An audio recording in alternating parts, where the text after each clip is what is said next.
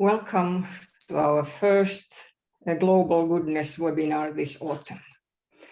As always, we search for shared global core values to help us solve wicked global problems. Our topic today is challenges of global leadership. Our top experts look at global leadership from many different perspectives. So without further delay, I have the pleasure and honor to introduce them briefly. First of all, Mikko Kosonen has a PhD in economics from Helsinki School of Economics. Since 2008 till 2020, he served as president of the Finnish Innovation Fund, Sitra. In 2016, he returned to his alma mater and now works as the chairman of the board of Aalto University. I'll talk a little bit more about his experience later on after the break, so there is some exciting news to share with you. But for now, let me say that he has published several books and articles, especially regarding company strategy.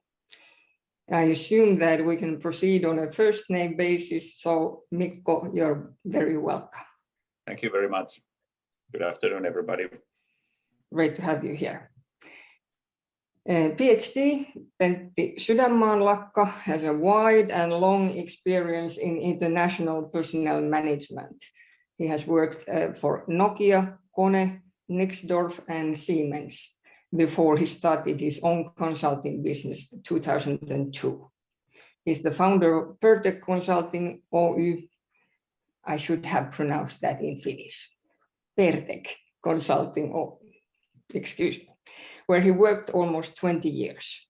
Since 2020, he has worked as an independent consultant and top executive coach in his own company, focusing mainly on writing. And one of the great products of this writing process is his latest book, Global Leadership: How to Lead the Globe Intelligently. What an interesting subject. It was published in Finnish 1920. Come on, I shouldn't be this nervous. 2019. But we'll hear more about that later. Okay, hello everybody. It's great to be here because this is so wonderful topic, global goodness, that I really appreciate to be part of this conversation. And you have also a very challenging view to global leadership, but we'll hear about that. You're very welcome. Katariina Koistinen is our postdoctoral researcher in the Department of Management and Organization at Turku School of Economics, the University of Turku. Her areas of interest are systemic changes to sustainability, in particular sustainability transitions, and actors and their agency in the midst of changes to sustainability. She has been involved in projects on organizational change, food systems transition, and regional development to sustainability. Great to have you here. You're very welcome. Thank you, Maija-Riitta. Very happy to be here today. Our pleasure. Well, Mikko, as the chair of the board at Aalto University, you apply your theory of strategic leadership, of which you've written extensively. What kind of things in your life led you to become a guru and implementer of strategic leadership? Okay, good afternoon, everybody, again, on my part. And thank you very much, Maija-Riitta, for the invitation. It feels really good to be here with you and my old friend and colleague, Pentti, and my new acquaintance, Katariina. And let me start by emphasizing that I'm definitely not a guru, and I don't have any aspirations to be ever one. because I don't think anybody really can be a master of strategic leadership because it's such a complex phenomena, continuously changing. But yes, I have gained some experiences in both practice and theory of strategic leadership. And of course, I'm happy to share those learnings. A simple answer to your question, what kind of things led me to become who I am today, is good luck and desire to work with purpose-driven people. You always need luck because you never know what comes across you. But then I have always chosen wherever I have taken my steps based on what kind of whether there are inspiring people there and from whom I can learn. So after graduation, if you go through my career very quickly, after graduation, I decided to stay at the Helsinki School of Economics because I had come across very inspiring people with mission there. And then when I was finalizing my licentiate thesis while working at the Helsinki School of Economics, I met even more inspiring people at Nokia who had a great mission. And that, in fact, then led to a 23-year career in various positions at Nokia. And of course, it was a great ride altogether. And that's where I also met Pentti Sydänmaanlakka in 1994. Then Sitra was my third employer, which you already mentioned. And that career move was also motivated by luck and desire to work with purpose-driven good people. I wanted then to make sure that Finland does not become a victim of its own success like Nokia did. So, and in addition to being a very purpose-driven person, I feel that research has always had has been an important factor in my career development. I finalized my licentiate thesis and did my PhD while working at Nokia in 1991, and just before Nokia's internationalization really started. And this allowed me to use my fresh research findings in helping Nokia find its internationalization path. So it was I think it's very rare opportunity still today that a researcher can apply his findings directly into practice. And of course, it was a great motivator to me. And certainly it had an impact on my career development, since I then was capable of helping the company. And then Sitra was my third employer, that, as I mentioned, in 2008, and that's about it. I mean, and it was also motivated by this desire to work with good people. So that's in very short my career. But really, yeah. I mean, I forgot one thing. Of course, before moving to Sitra, at last years in Nokia between 2005 and 2007, I stepped out of the operational duties and also did research together with an INSEAD professor in DOS. I wrote a book called Fast Strategy, which then introduced the concept of strategic agility, which tries to help companies to thrive on change. So research has certainly played an important role in my career development altogether. Great. You have definitely had most interesting career turns. For example, at one point you wanted to teach elephants to dance. Did they learn? Unfortunately, Nokia didn't. but a few companies that I consulted together with Professor Itos right after a book like IBM and SAP, I think did learn quite a lot. And of course, behind this famous slogan of elephants dancing comes from the IBM famous CEO from the 90s, Lou Gerstner, who kind of experienced personally the near-death situation of IBM in the early 90s, and he kind of dedicated his own whole career really at IBM to find ways in which companies, large companies, could learn to dance. Because of course, normally companies, when they grow, they get kind of lazy and too big and slow, and then they oftentimes miss the new market opportunities. And so the key question is, how do you institutionalize renewal? So it's not depending on individuals, but really that it's institutionalized in the leadership management mechanisms of the company. So that's really kind of the behind the elephants to dance kind of a slogan. And of course, my book, the Fast Strategy book in 2008, as I mentioned, introduced this concept of strategic agility, which is really three-dimensional concept. One is strategic sensitivity, which is companies' capacity to look open-mindedly at its environment and be sensitive to changes. The other is resource fluidity, which is the capacity to allocate resources where they are needed in a very fluid way.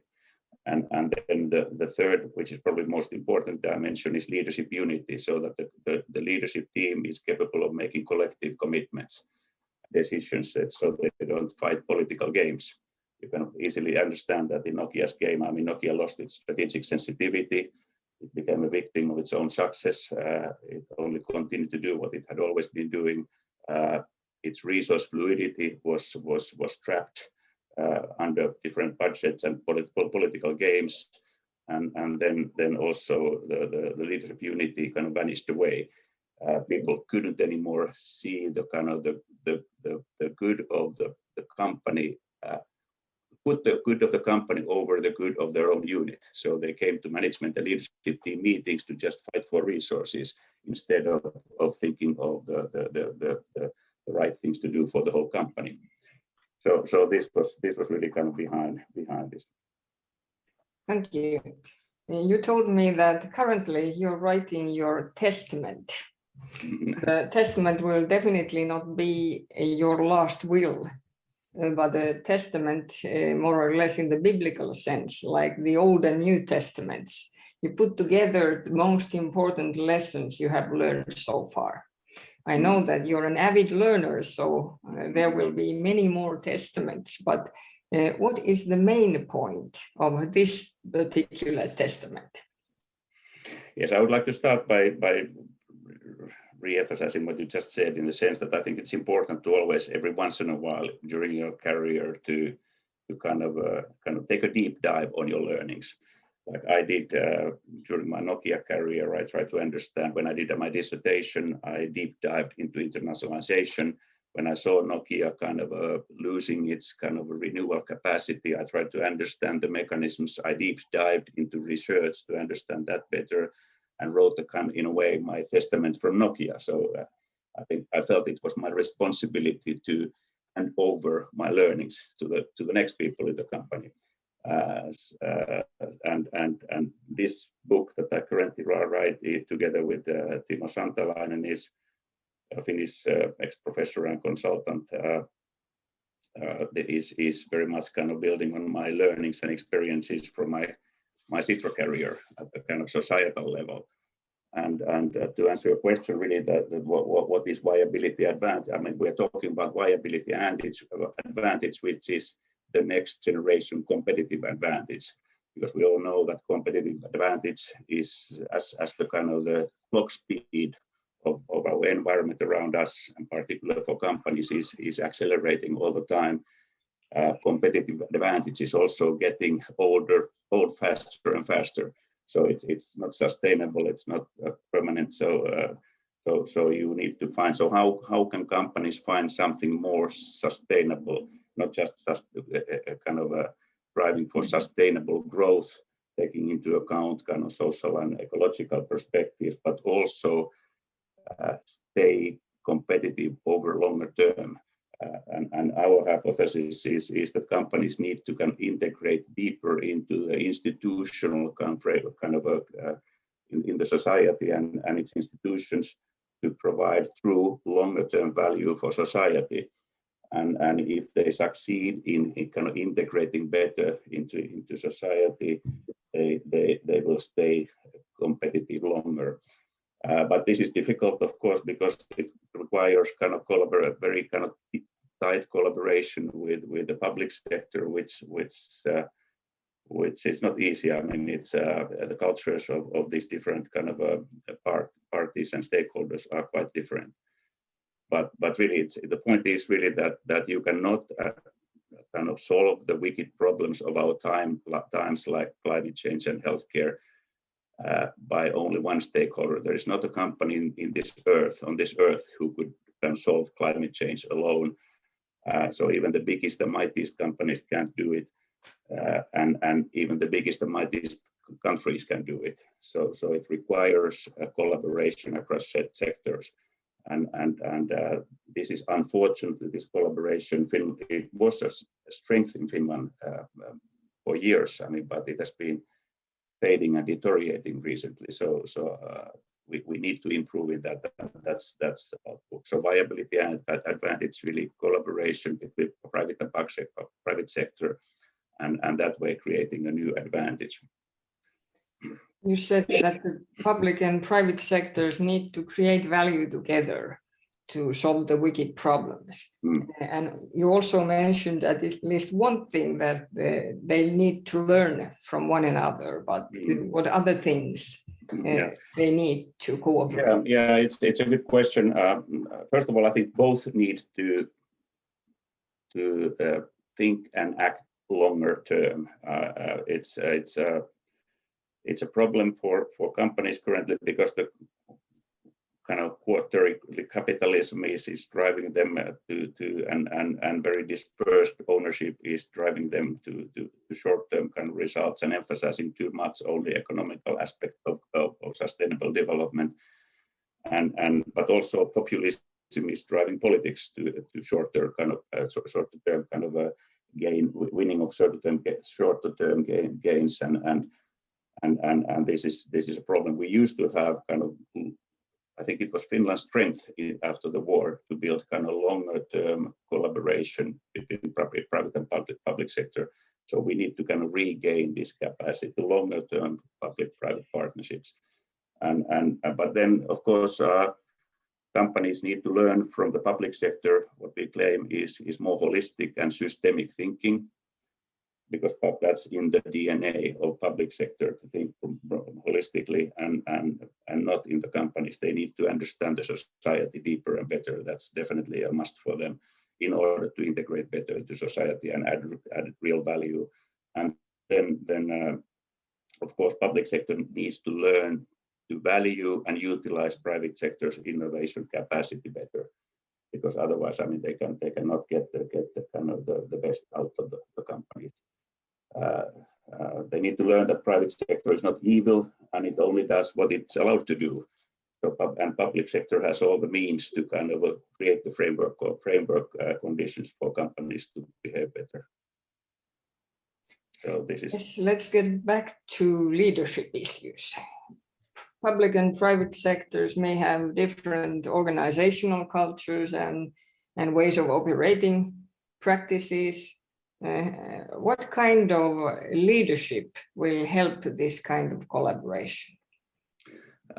Let me start by just kind of again emphasizing the importance of the differences, because private and public sector, although I'm emphasizing kind of a intensive and better collaboration, I'm not saying that they should merge, because they both have a very clear, distinct kind of value proposition, and companies are there to take risks and sometimes also fail, and companies and public sector's role is to provide continuity and the framework conditions. So they are kind of inherently kind of different, and that's of course the reason why it is difficult to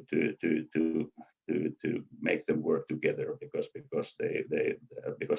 because of these different kind of inherently different kind of roles, they also have built over the years very different cultures, and so it's and how do you then kind of what kind of leadership qualities does this mean? Of course, I mean, first of all, I think this kind of servant leadership, I think it was already introduced in the 50s first time. I can't recall anymore the American who can coin the term servant leadership, but it's really more or less, I mean, the enabling leadership, which everybody is talking about nowadays. But as qualities, I would say that dialogue is at the center of it. So without dialogue, I don't think if we don't have the dialogical skills, and I just want to emphasize that dialogue is something almost like 180 degrees different than debate. I mean, they both start with D, the words, but dialogue is building on each other's assumptions and thinking, whereas debate is a zero-sum game where one or the other wins.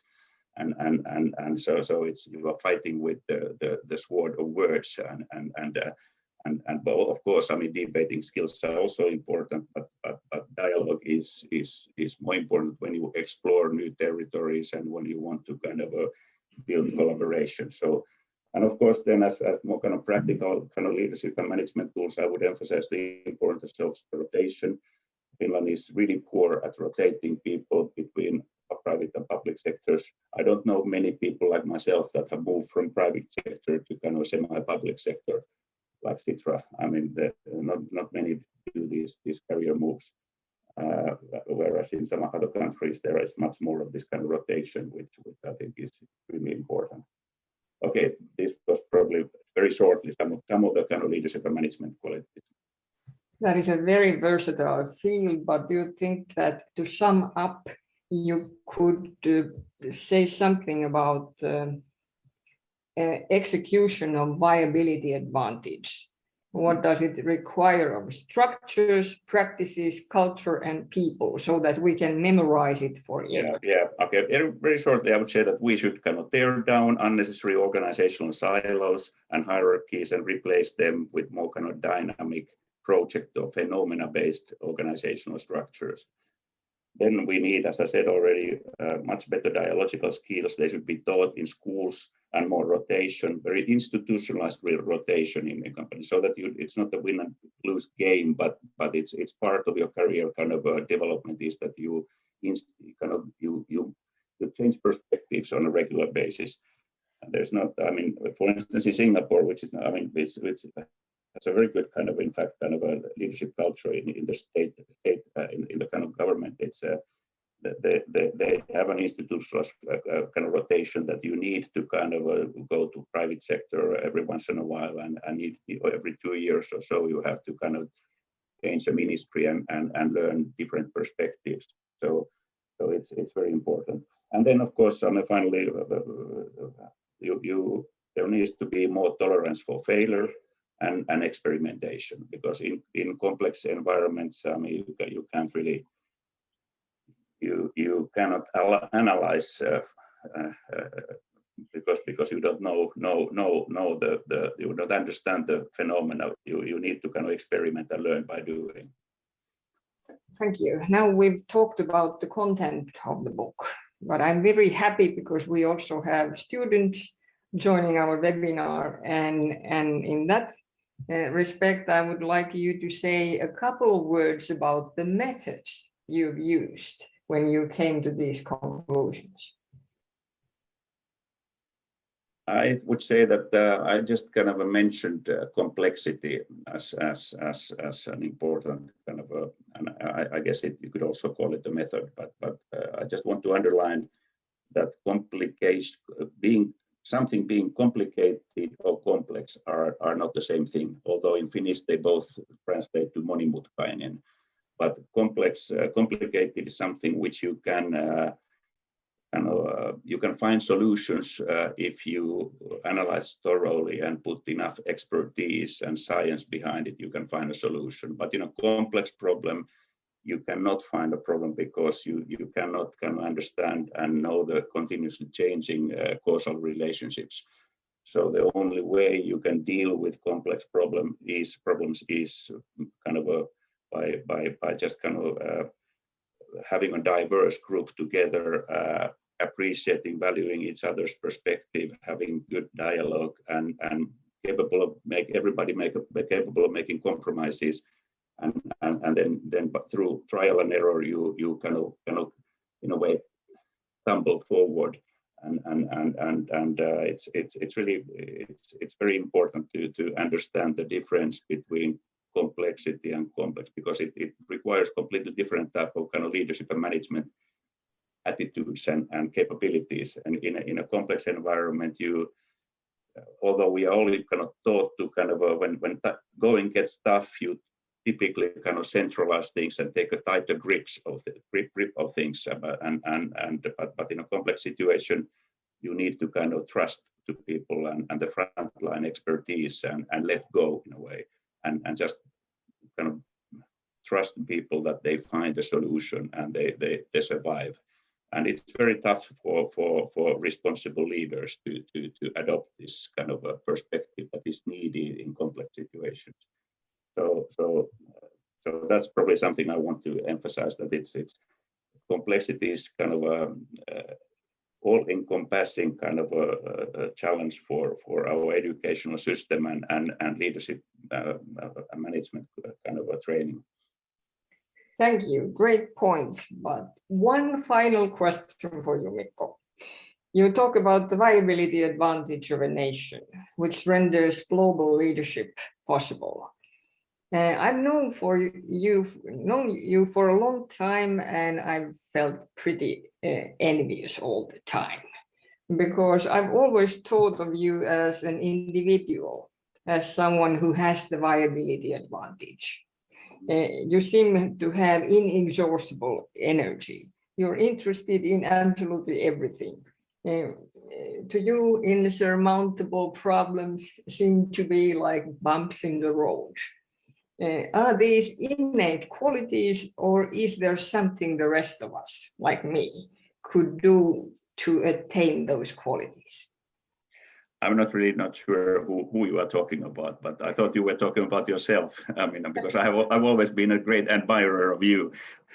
But definitely, if you would ask my wife, I mean, she would not agree with you that I'm a viable person that is kind of interested in everything and having an inexhaustible energy, etc. So I think the reason why you may think so is that you can only see a fraction of me, and I guess that I am rather good at focusing on those things that I'm passionate about. You probably have been seeing that part of me, but what then I think could be said as kind of at least ingredients of my, or what I feel as a qualities of viability advantage at an individual level is that you need to be passionate about the purpose. Purpose is important. I mean, if you don't have a purpose, you have practically nothing. I mean, it's where the energy comes to that you feel that this is something that is important for you personally. And then of course. At least I have always felt that I have a passion for kind of personal growth and not just in quantity but quality also. So it's that learning new things and new skills and in general I'm trying to be a better person. I think it's an ever never ending kind of a challenge, but at least I aspire to that. And then, of course, I think important is definitely taking care of family and friends and your own kind of physical condition. But I think it's rather simple like that. I mean, but I as I said, I mean, purpose is very important. And some people, of course, students might ask, well, how do you learn to find your kind of a purpose? I don't think you find it by kind of analyzing and even by reflection. I mean, you may have some hypothesis of your own purpose and those purpose things that you would like to kind of accomplish. But then I think you just have to have the courage and test your hypothesis and go and start kind of working in an environment where you feel that you see that kind of people that are inspired in what they do. And if you are inspired in the same things, then you might succeed. And if not, then you need to kind of change and search again. But I'm sure that everybody finds it after a while. As I said, I was very lucky because I have found those people that I've been inspired by. So that led to my career development and to who I am at today. So that's probably my. Thank you very much, Mikko. You deserve a loud applause, but in these Zoom circumstances, that won't be possible.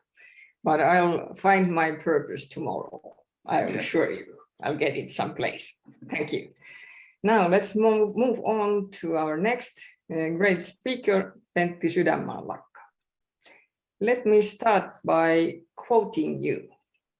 You've written, "In a way, self-leadership is the foundation for all leadership and management. If you're not able to lead yourself, how can you lead others? Self-leadership is an enabling process whereby a person learns to know him or herself better, and through this better self-understanding is able to steer his or her life better." You have accomplished great things in your life so far, and you keep working. And this means that you're obviously a very good self-leader. I would like to know about your methods of self-leadership. Please. Okay, thank you. Great introduction. But I don't think so that if I'm so good self-leader, or at least if I have been that kind of person naturally, because I have had to think and reflect about this topic also quite much. So, and as I'm interested about leadership, so I'm also interested about self-leadership. And maybe I could summarize my methods in that way that I use some kind of metaphor that we have our own company called Self-Limited. And we are the CEO of our own company. And so we are responsible for leading and managing our own company. And we could say that we have 5 different departments. We have body, which we have to take good care of. We have our mind, we have feelings, we have values, and we have work. So those 5 departments is something that we have to take care of. And in addition to that, we have also visions, and those are actually very important. As Mikko already mentioned, that it's very important for us that we have visions, we have dreams, we have the ability to dream, and then make those dreams our targets and visions. And that way we can probably achieve something. And then the 7th factor of this method is that we have to take good care of our continuous renewal, so that we should every day try to learn something new and see things differently, and so on. So this is your total wellness in a way, that you have to take care of your total wellness. And there are those 7 departments in a way, and you as a CEO of your own company must take the responsibility. And I would say that maybe we all should have our own development discussions twice a year, and think that how happy we are, and what we are doing, what are our dreams, and so on. In this way, probably we can live a good life. And I'm not going through the content of those 5-7 departments, because everybody of us know what is the content.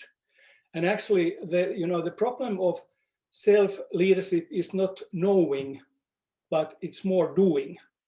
I would say that we all know how we should lead ourselves, but we are not always doing that in that way. So that I think my method is very concrete and simple, so that we all know what to do, but we are not doing that. And maybe one important thing concerning self-leadership is also that it's not only that we are thinking what we want to do, but we should think that what our people who are near to us, our spouse, our family, our children, our colleagues, our friends, how we can make life a little bit better together with them. So it's actually quite, in theory, really simple, but in practice, very difficult. You are both, Mikko and Pentti, followers of the French philosopher Descartes. He said that once in your life you should sit down and ponder upon your basic beliefs on which you live your lives. And Pentti would add that you should do that from time to time. It's not enough to do it once, but take care of this process continually. Pentti, you have developed the model of intelligent leadership.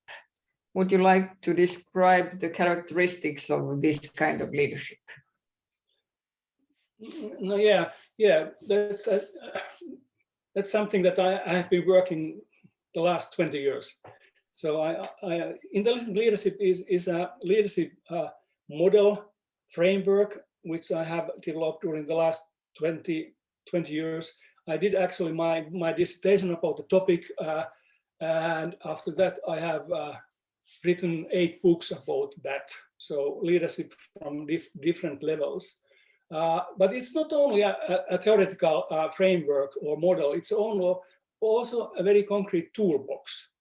Because I have been working as a leadership coach the last 20 years, and I have been implementing that model in practice over hundreds of companies.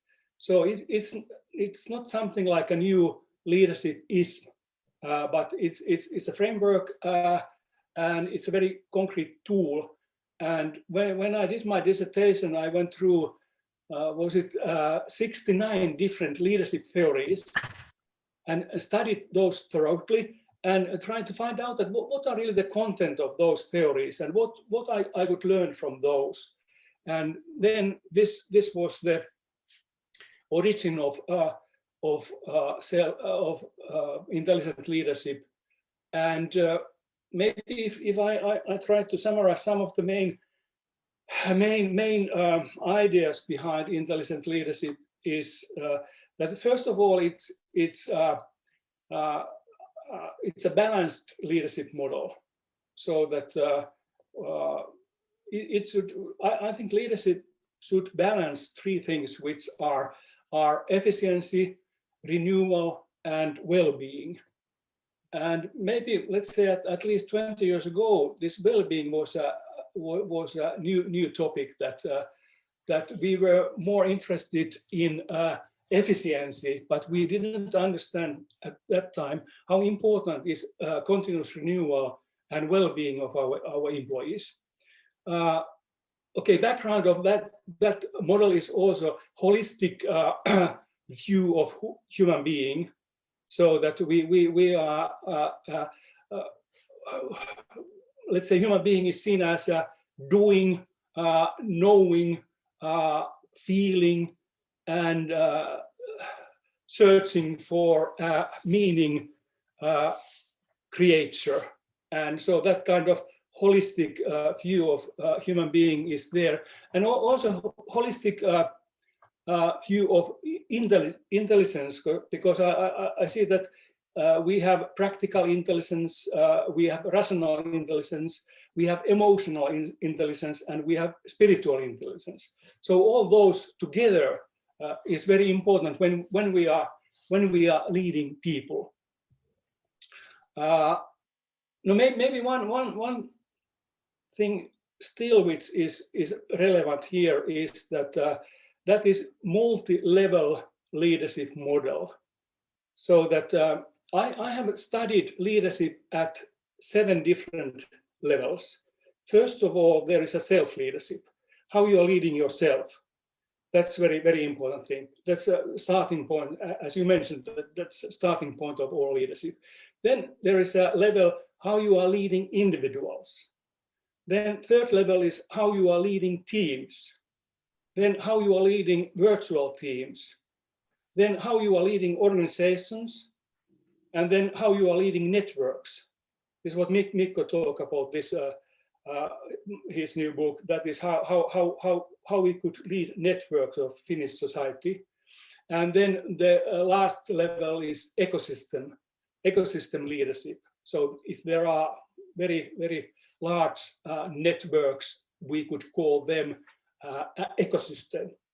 And of course, the largest ecosystem of all is this globe. And that's global, that's connected to global leadership. And it's really challenging how we could be able to lead a globe and handle this difficult situation what we are facing today. But actually, for me, what I have learned when I have had this holistic view of leadership and studied that from those different levels is that actually the basic principles of good leadership are quite simple. And I have listed that there are 5 important principles of good leadership, every of these levels. And they are, first of all, we should have a clear vision.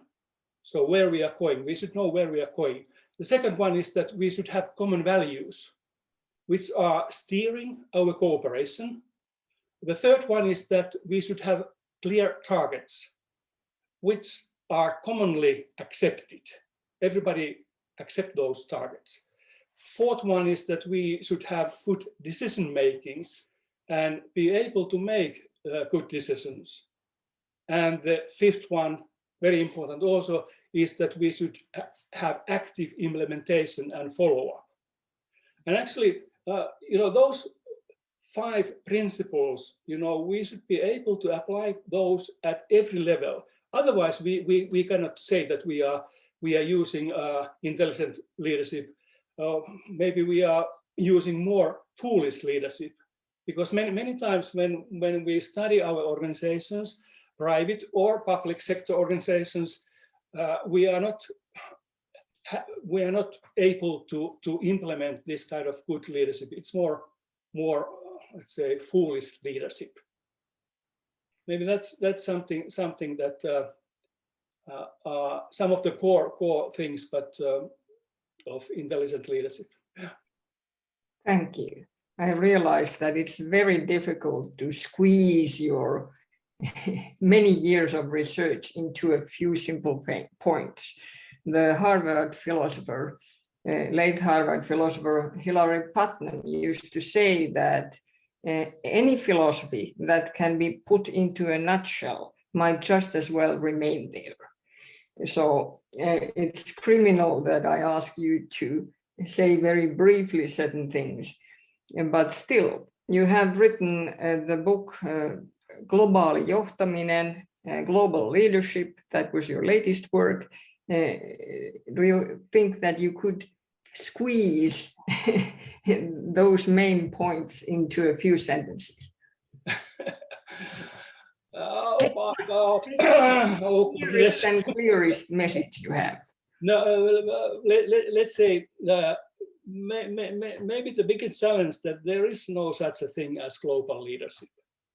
So that I think now in the history of humankind, this is the first time that we really need this kind of global perspective. That we must see. Have very holistic picture of what is happening in the world. We have used to lead and manage individuals, teams, and organizations, even international companies and countries.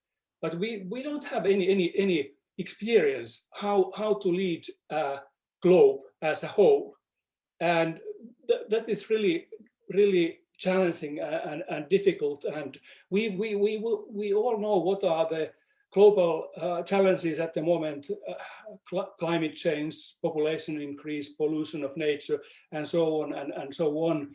And actually, that is a good news, that we exactly know what are the problems. But the bad news is that we don't have any solutions for those. And that is the reason that I wrote my book, Global Leadership, because I really would like to raise a deep and wide discussion about how we are able to save the planet, how we are able to manage these catastrophes, which is quite certainly that will come during the next 10 to 20 years. And then I also, as I said, that I really appreciate your topic, this global ethics or global goodness, because nowadays always we should have this kind of global perspective. You know, earlier they said that when you are working as a leader, you should have a helicopter perspective. So you should go up and see what is happening there, and then you can make good decisions. But nowadays, this helicopter perspective is not enough. We should have a satellite perspective. So really, I think that it is very important for the future leaders that they can see the wholeness, what is happening in our planet, and then maybe they are able to save the planet and give good future also for our children and grandchildren. We really need to dive into your books and your texts because these are so relevant points. But because of our time resources, I would like to ask one final question, which is something that I find very interesting also. One of your exciting concepts is consciousness society. What does that mean? Yeah, consciousness society. Let's say shortly, it's some kind of quite ideological concept that I and also some other people have a long time thought that you know the way forward is that we have to increase our own consciousness and also the consciousness of other people, and maybe the consciousness of the whole population of our country and the consciousness of the whole population of the planet. And you know, I have reflected that a lot, a long time, maybe 3 decades, and I have a hope that maybe that could be the solution.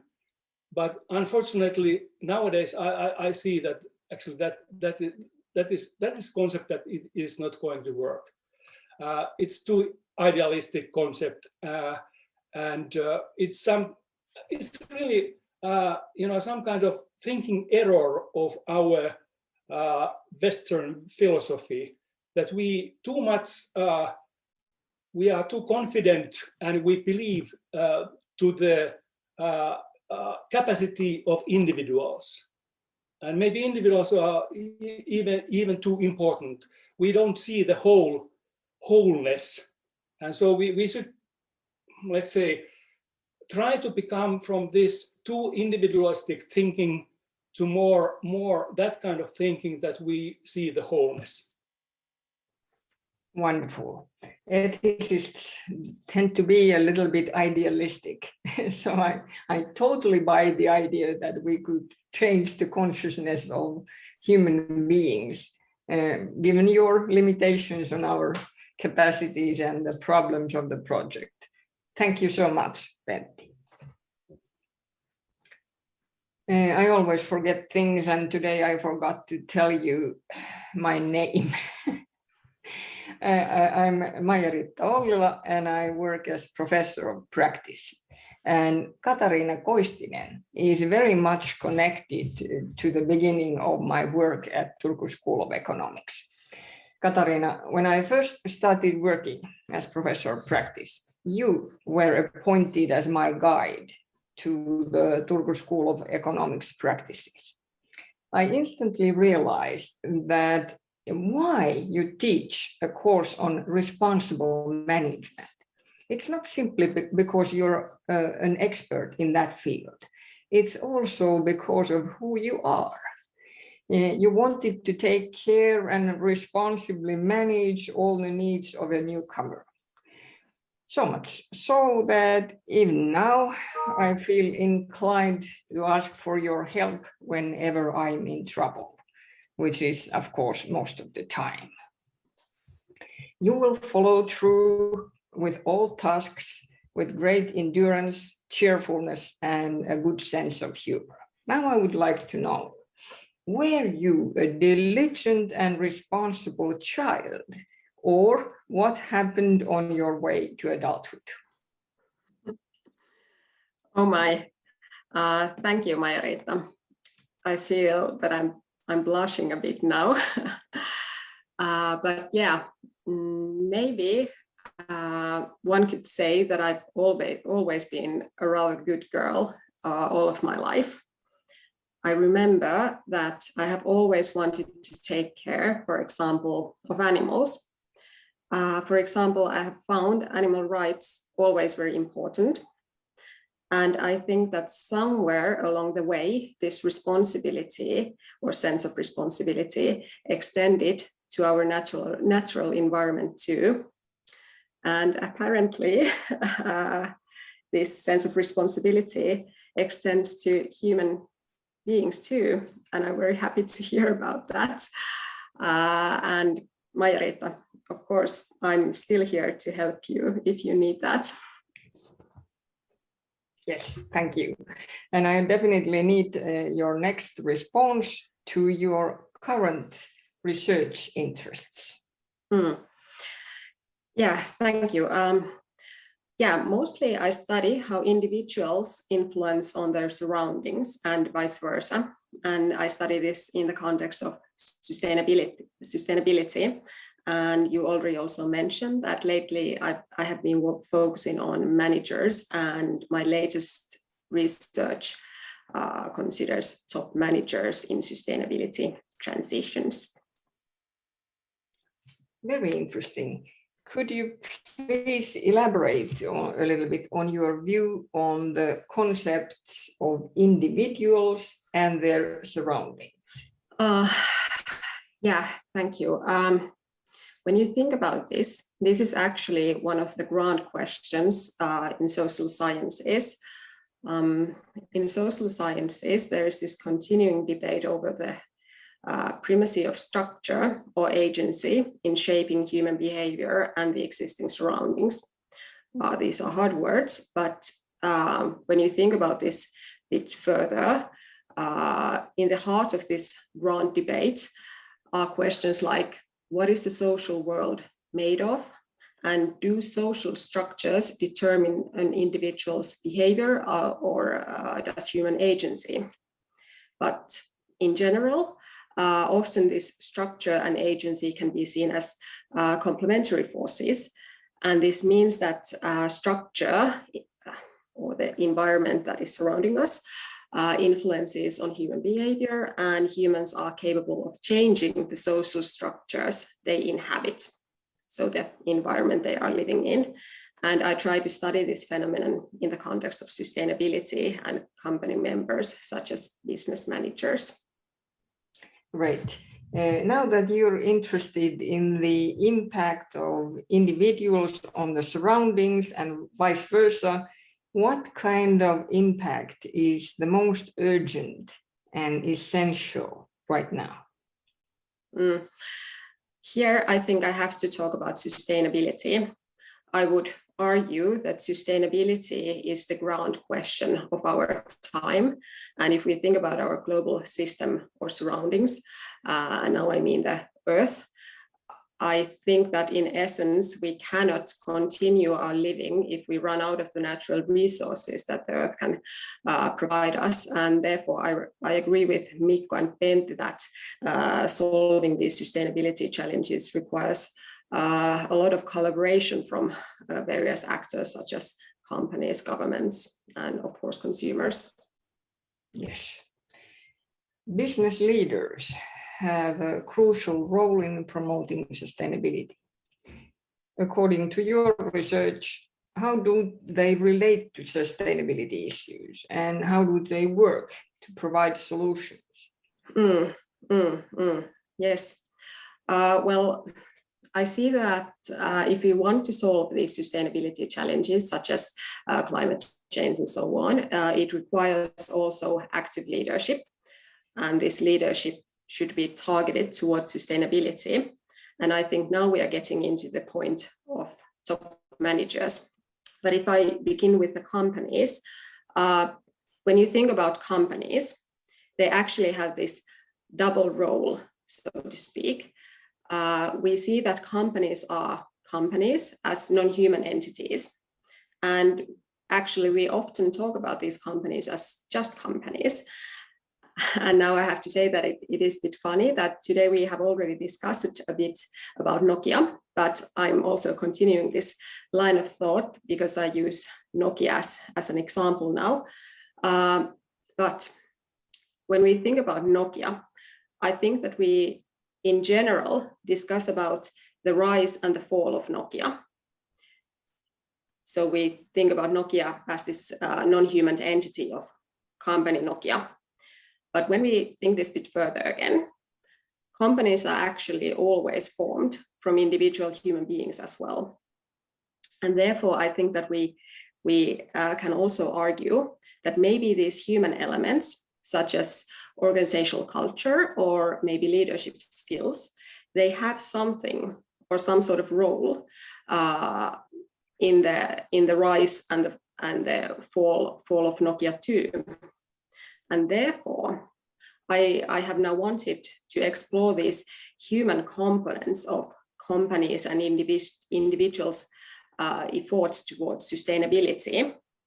And for now, I have only studied top managers, even though I do know and understand that the other members of a company do influence on their surroundings too.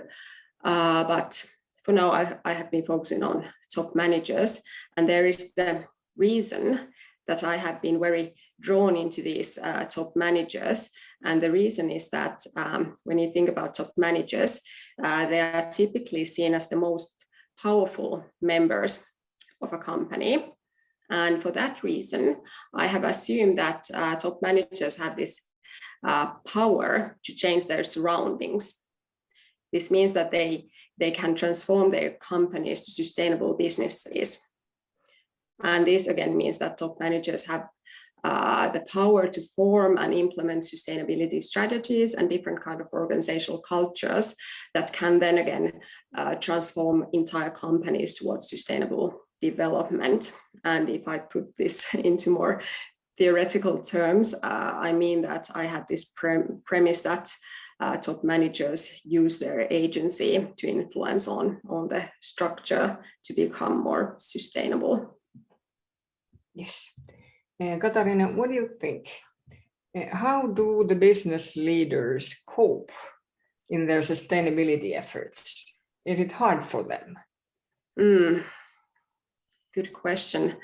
Well, as I've done my research, I've noticed that often these top managers, they are taking sustainability very seriously, and they are also very willing to implement sustainability strategies to their companies.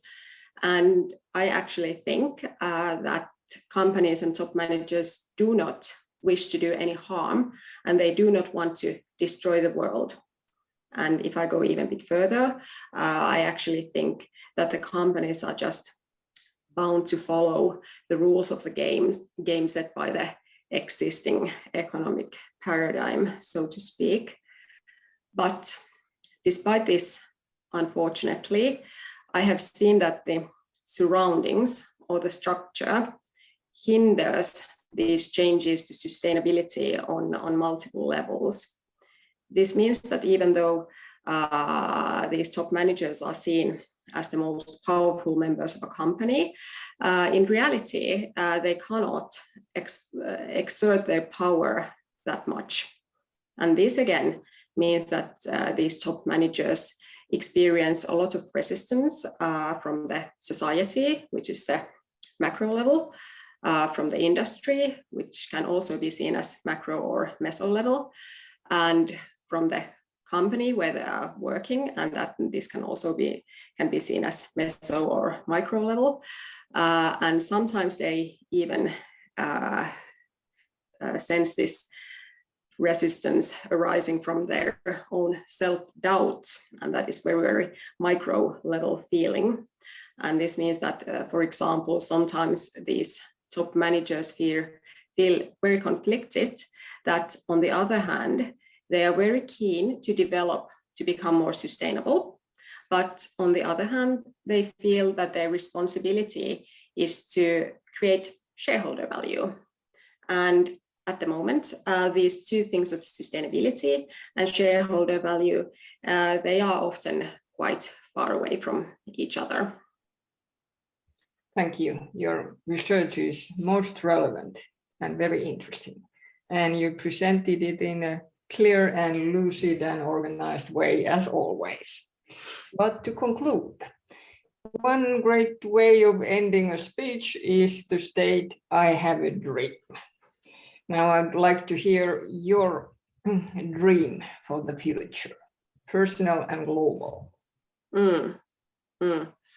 Maybe I begin with the global one.